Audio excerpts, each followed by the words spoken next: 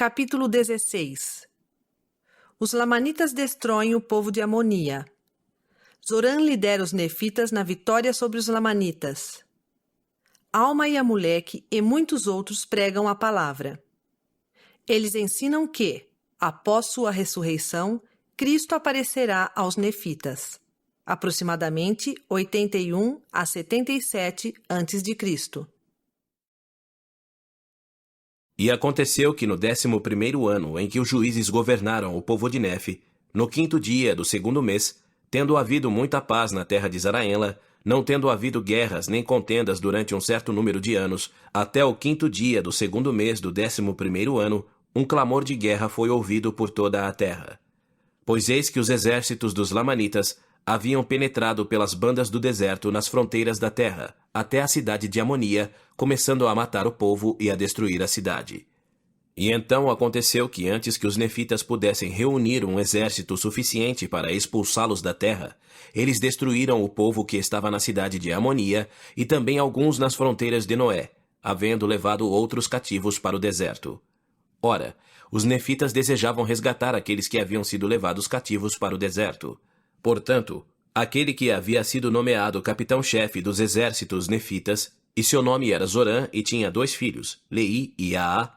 Ora, Zorã e seus 2 filhos, sabendo que Alma era sumo sacerdote da igreja, e tendo ouvido dizer que ele possuía o espírito de profecia, dirigiram-se a ele para saber onde, no deserto, o Senhor queria que fossem procurar seus irmãos que haviam sido levados cativos pelos lamanitas. E aconteceu que Alma inquiriu o Senhor sobre este assunto. E Alma voltou e disse-lhes: Eis que os lamanitas atravessarão o rio Sidom no deserto do sul, bem acima das fronteiras da terra de Mante. E eis que ali os encontrareis, a leste do rio Sidom. E lá o Senhor vos entregará vossos irmãos que foram levados cativos pelos lamanitas. E aconteceu que Zorã e seus filhos atravessaram o rio Sidom com seus exércitos e marcharam para muito além das fronteiras de Mante, no deserto do sul, situado no lado leste do rio Sidom. E atacaram os exércitos dos lamanitas, e os lamanitas foram dispersos e impelidos para o deserto. E resgataram seus irmãos, que haviam sido aprisionados pelos lamanitas, e nenhum dos que haviam sido levados cativos se perdeu. E foram levados por seus irmãos para ocuparem suas próprias terras. E assim terminou o 11º ano dos juízes, tendo os lamanitas sido expulsos da terra e o povo de Amonia destruído. Sim, toda a alma vivente dos amoniaitas foi destruída e também a sua grande cidade, a qual, por causa de sua grandeza, eles haviam afirmado que Deus não poderia destruir. Eis que, em um dia, porém, ela ficou devastada, e os cadáveres foram mutilados pelos cães e pelas feras do deserto. Entretanto, depois de muitos dias, seus cadáveres foram amontoados na face da terra e cobertos por uma camada fina de terra. E tão forte era o mau cheiro que o povo não ocupou a terra de Amonia por muitos anos. E foi chamada de Desolação dos Neores, pois eram da seita de Neor os que haviam sido mortos, e suas terras permaneceram desoladas. E os lamanitas não vieram mais guerrear os nefitas até o 14º ano em que os juízes governaram o povo de Nefe.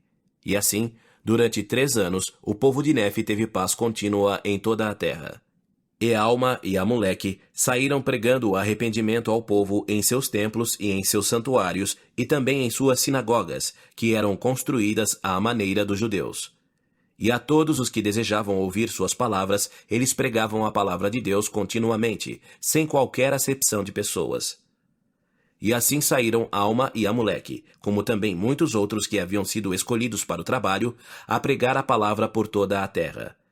E o estabelecimento da igreja foi geral por toda a parte, em toda a região circunvizinha, entre todo o povo nefita. E não havia desigualdade entre eles. O Senhor derramou o seu Espírito sobre toda a face da terra, a fim de preparar a mente dos filhos dos homens, ou seja, preparar-lhes o coração para receberem a palavra que lhes seria ensinada na ocasião de sua vinda. Para que não fossem obstinados contra a palavra, nem fossem descrentes e caminhassem para a destruição. Mas para que recebessem a palavra com alegria e, como um ramo, fossem enxertados na verdadeira videira para poderem entrar no descanso do Senhor seu Deus. Ora, Esses sacerdotes que saíram entre o povo pregavam contra toda mentira, e embustes e invejas, e contendas e malícias, e vitupérios e roubos, furtos, pilhagens, assassínios, adultérios e toda a espécie de lascívia, proclamando que tais coisas não deveriam existir. Falando-lhes das coisas que logo deveriam acontecer, sim, anunciando-lhes a vinda do Filho de Deus, seus sofrimentos e morte, e também a ressurreição dos mortos. E muitos perguntavam sobre o lugar em que deveria aparecer o Filho de Deus. E foi-lhes ensinado que ele lhes apareceria depois de sua ressurreição. E isso o povo ouvia com grande satisfação e contentamento. E então, depois de a igreja haver sido organizada em toda a terra, tendo obtido vitória sobre o diabo, tendo a palavra de Deus sido pregada em sua pureza em toda a terra, e tendo o Senhor derramado suas bênçãos sobre o povo, assim terminou o 14º ano em que os juízes governaram o povo de Nefe.